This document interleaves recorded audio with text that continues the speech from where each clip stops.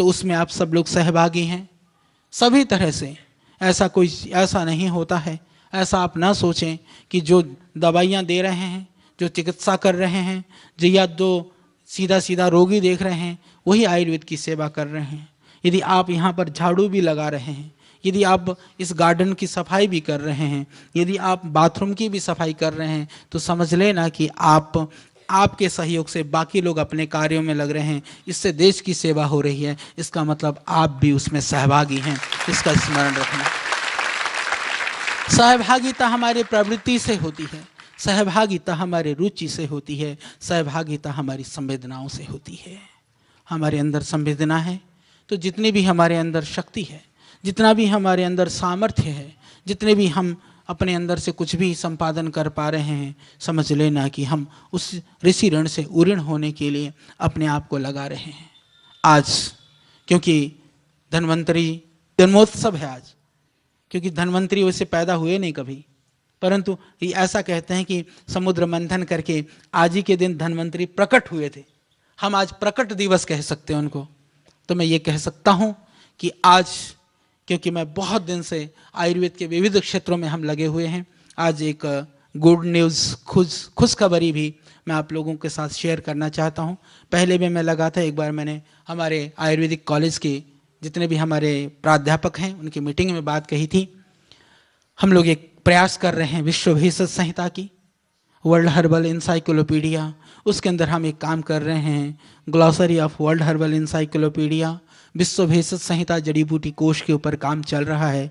और मुझे आज इस बात को कहते हुए खुशी है, क्योंकि अब पत्र आ चुका है, वो इस बात को तैयार हो गए हैं कि रॉयल बॉटनिकल गार्डन जो लंदन में स्थित है और एडिनबरा में स्कॉटलैंड में स्थित है, वह स्कॉटलैंड के ब्रांच ने वह विश्व भेषज संहिता जो शब्दकोश है, कोश को छापने के लिए वो तैयार है और वह मांग उसने की है। यह आयुर्वेद के क्षेत्र में, क्योंकि यह आयुर्वेद के क्षेत्र में एक बहुत बड़ी, मैं समझता हूँ, एक कड़ी जोड़ने वाली है, क्योंकि यह पहली बार एक प्रयास हुआ है पतंजलि योगपीठ की ओर से।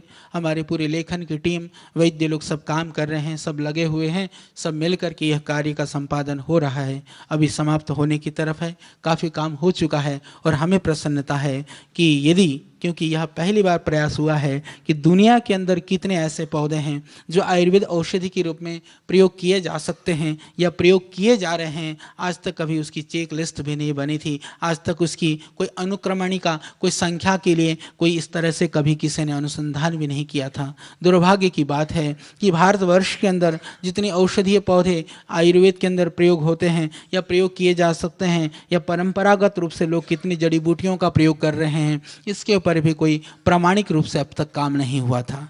क्योंकि जब हम जड़ी बूटी की बात करते थे, अभी भी बात होती है, तो विविध तरह की कहानियां और किंवदंतियां भी सुनने को मिलती है।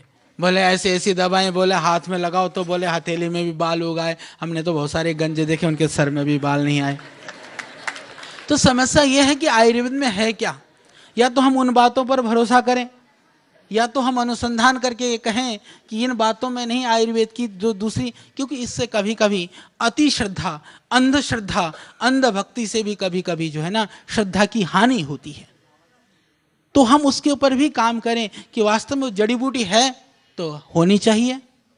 यदि जड़ी बूटी है तो दुनिया में ही होगी ना, तो दुनिया से बाहर तो है नहीं, और नहीं है तो हम प्रामाणिकता से कह सकें कि जड़ी बूटियों से फर्क पड़ता है।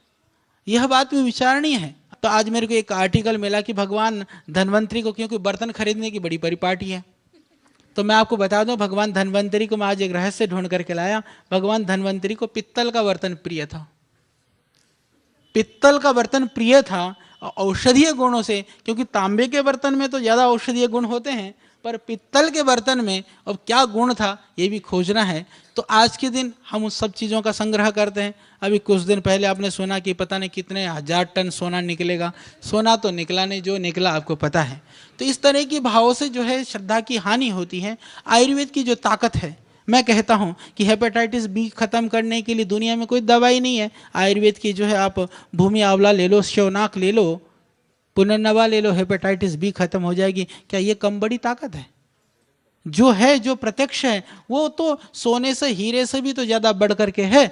तो हम इन चीज़ों के ऊपर ज़्यादा ध्यान दे करके इसको प्रामाणिकता के साथ काम करें, इसके लिए पतंजलि योगपीठ प्रयासरत है। इसीलिए अभी तक आयुर्वेद के अंदर लगभग 1000 के लगभग जड़ी बूटियों का लोगों ने एक तरह से दस्तावेजीकरण, डॉक्यूमेंटेशन किया हुआ, ये लेखन कार्य आदि किया हुआ है। परंतु हमने लगभग 4500 पौधों के ऊपर, भारतीय पौधों के ऊपर काम किया, और यदि विदेशी पौधों को मिलाते हैं लगभग 10,500 पौधों के ऊपर काम अभी चल रहा है। ये एक बहुत बड़ा कार्य दुनिया को जाने वाला है। बाकी भी अनुसंधान के कार्य, बाकी भी आयुर्वेद के ऊपर अभी अप्रकाशित ग्रंथ का प्रकाशन का कार्य, तो ये सब काम चल रहा है। हम तो उस ऋषि परंपरा के, उन ऋषियों के, महर्षियों के हम अपने आप को सेवक मानते हैं। उस ऋषि परंपरा के, वो उनके अंदर जो अथाह ज्ञान सागर या अथाह उनके अंदर जो बुद्धि प्रतिभाएं थी, उनके सामने हमारा कुछ नहीं है। परंतु हम इतना जरूर प्रयास कर सकते हैं कि हम ईमानदारी से उस ऋषि ऋण से उऋण होने के लिए प्रयास करें। तो आज का दिन हम भगवान धन्वंतरी को स्मरण करते हुए, नमन करते हुए अपने जीवन में चाहे कितनी भी प्रतिकूलताएं हो, परिस्थितियां हो, जैसे मैंने कहा ना, समुद्र मंथन का अर्थ ही यह है। समुद्र तो यह, इसके अंदर विविध तरह की जो विकृतियां हैं, लोग चारों तरफ से आसुरी शक्तियां लगे हुए हैं, इस तरह से लगे हुए हैं कि अच्छा कार्य, आपने सुना होगा पुराणों में एक और कहानियां एक आती है, तो वहाँ पर जगह जगह पर यह वर्णन आता है कि देवता लोग यज्ञ करते थे और राक्षस लोग जो है यज्ञ में बोले मांस रुधिर डाल देते थे और उस यज्ञ को, उसको विध्वंस करने के लिए आते थे। उसका अर्थ भी यही है, अच्छे लोग अच्छा काम करते हैं, दुष्ट लोग उस अच्छे काम को विघ्न डालने का प्रयास करते हैं। तो ये दानव और देवों का जो, देवों का यज्ञ और दानों का विध्वंसन करना, ये अनादिकाल से चला आ रहा है, वो अब भी चल रहा है। तो ये तो हमें निर्णय करना है कि हम दानवों के साथ हमें खड़ा होना है या देवों के साथ खड़ा होना है। तो श्रद्धेय स्वामी जी के द्वारा देवत्व का कार्य का संपादन और सर्जन हो रहा है, और हमारा सौभाग्य है कि हम उस देव कार्य में हम सबको सहभागी बनने का भगवान ने निमित्त बनाया, यह हमारा सौभाग्य है। तो हम लोग मिल करके उस देव कार्य को आगे बढ़ाएंगे, उस देव कार्य को मूर्त रूप देंगे, जिससे कि यह दुनिया, यह संसार के लोग दुखों से, रोगों से, पीड़ाओं से मुक्त होकर के सुख और आनंद और समृद्धशाली जीवन को जी सकें। पूरे देशवासियों को भी आज के इस पावन अवसर पर भगवान धन्वंतरी से, भगवान परमपिता परमात्मा से मैं यह प्रार्थना करता हूँ कि प्रभु आप सबको सुस्वास्थ्य प्रदान करें, सबका शरीर रोग से मुक्त हो, मानसिकी, शारीरिक और आध्यात्मिकी, आधिदैविक, आदि भौतिक और आध्यात्मिक त्रितापों से लोग बचें, और सर्वविध सुख जीवन का लक्ष्य सबको प्राप्त हो। आप सबको मेरा वंदन, नमन।